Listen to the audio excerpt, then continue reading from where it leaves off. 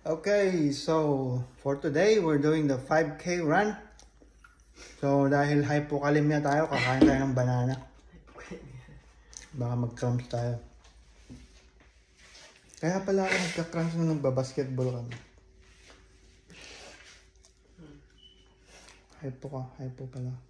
Hypokalemia pala ako. Ay, si Mrs. kumakain din ng avocado. Alam mo, no, totoo.